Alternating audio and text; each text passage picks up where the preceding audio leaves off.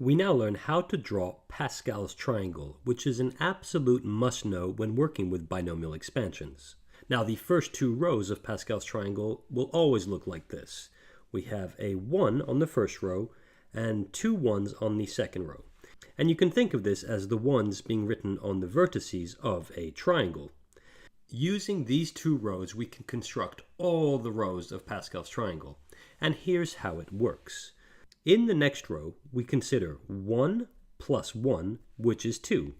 And we write 2 on the next row of Pascal's triangle in between the two 1s. And that would look something like this, 2.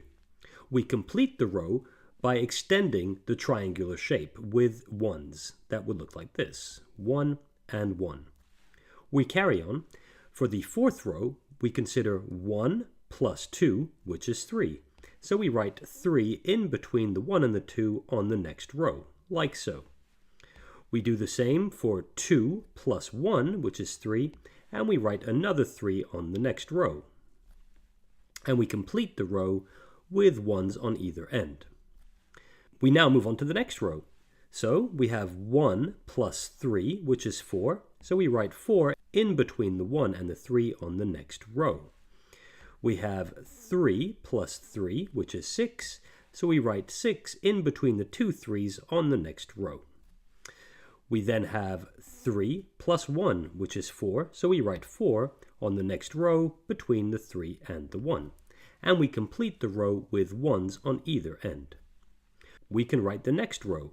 We have 1 plus 4, which is 5, so we write 5 between the 1 and the 4 on the next row. We have 4 plus 6, that's 10, so we write 10 between the 4 and the 6 on the next row. And we have 6 plus 4, which again is 10, so we write 10 between the 6 and the 4 on the next row. And we have 4 plus 1, which is 5, so we write 5 between the 4 and the 1 on the next row. And we complete the row with a 1 on either end. And we could go on forever this way, and doing so, writing the next 2 or 3 rows would look like this.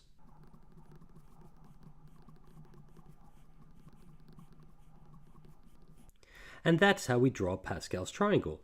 Notice that regardless of which number we look at, it will always equal to the sum of the two numbers which are diagonally above it. For instance, 20 equals to 10 plus 10, or 35 equals to 20 plus 15. To make sure that you've understood how to construct Pascal's triangle, try it on your own. Write the first few rows of this triangle a few times.